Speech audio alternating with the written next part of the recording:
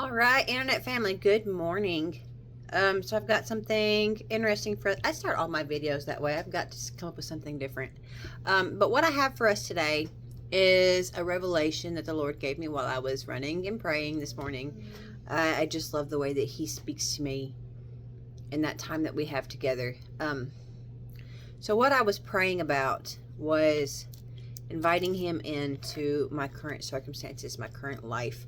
To be more specific, my job.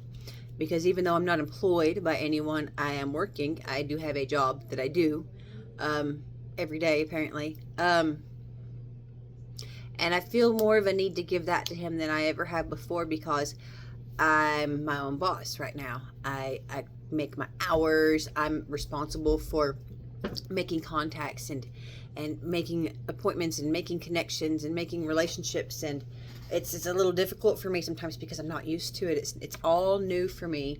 It's new territory, and I'm not struggling, but it's definitely making new neural pathways in my brain. To say the very least, I am definitely creating new highways up there. So I'm praying about this, and what I hadn't realized was that I was really uncomfortable with being my own boss. Apparently I don't like that very much as I love it and as much freedom as there is in it.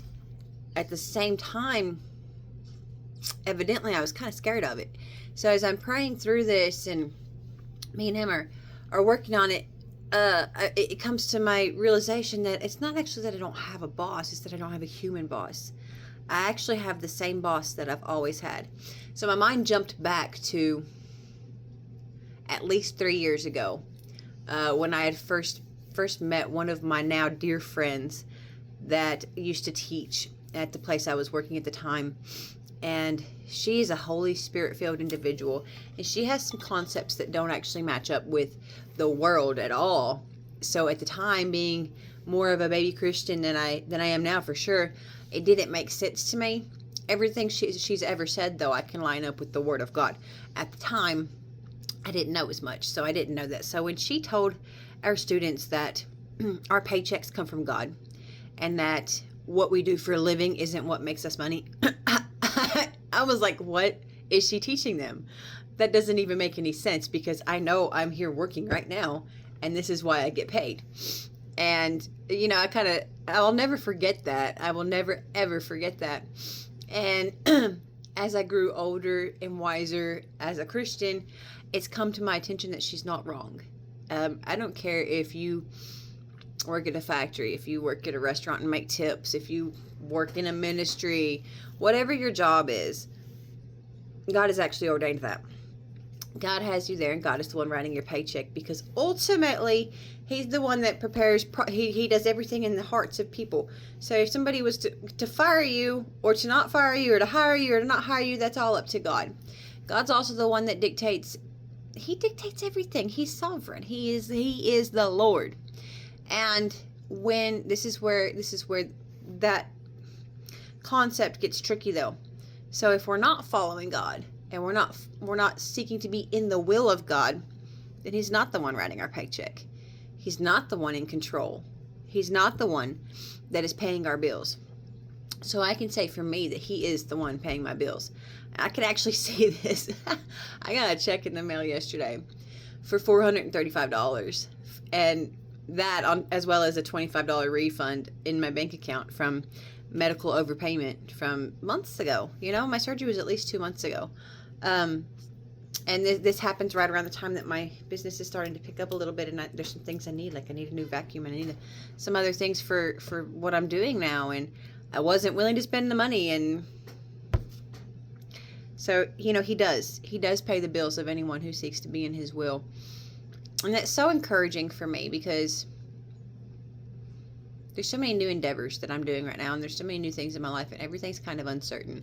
I'm not used to things being like this. I'm used to having a steady, set paycheck. Like, I know exactly what I'm getting paid. I know exactly when it's coming, and I know exactly how I'm getting it. I'm going to go to work, and this is such and such day, so we're going to do such and such, same as every other day, and now it's completely different, and everything else in my life is completely different. So it's really reassuring to remember that I'm not actually my boss. He's my boss. And He's a good God. He is a good God. So if he's my employer, he's my boss, he's the one writing my paycheck, he's the one leading me, I know that number one, I can count on him not to ask me to do anything that isn't fair, that isn't right. It may be hard. It might be hard. It might be difficult. I may not like it even, but I can trust him to have my best interests at heart and the kingdom, obviously, because it's his kingdom, and in his mind when he asks me to do things, and I can trust him to provide and to take care of me.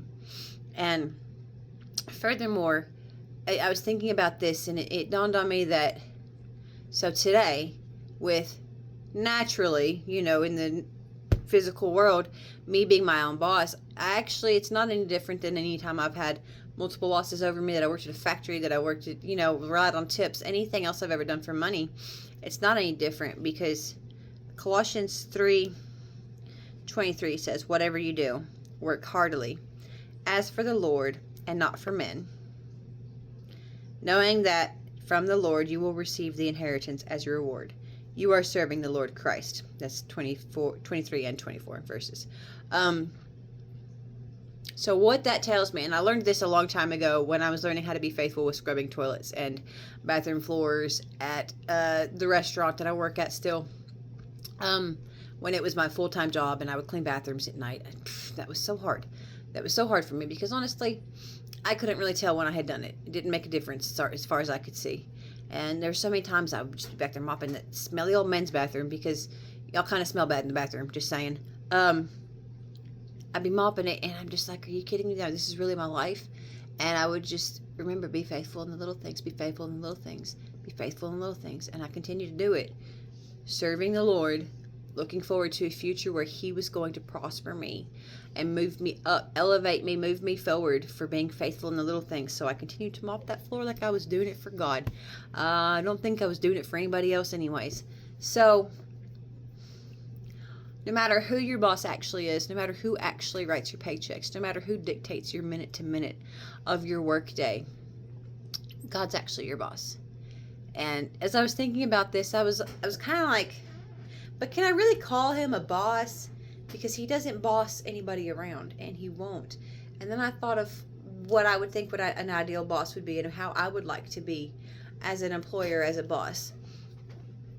I don't think a good boss would command and demand things, or would boss someone around. I think a good boss would treat somebody exactly the way that God treats us, calling us out when we're wrong, correcting us, encouraging us, always being patient, always being understanding, always giving us another chance, not putting up with our crap, and providing for us well, and not just financially, but in all of our needs. So I'm super encouraged today, knowing that I am never going to be self-employed, that God is always going to be my boss, and I've got somebody who's in control of the universe and loves me dearly, looking out for me and paying my bills. You guys have a magnificent day. Love you all.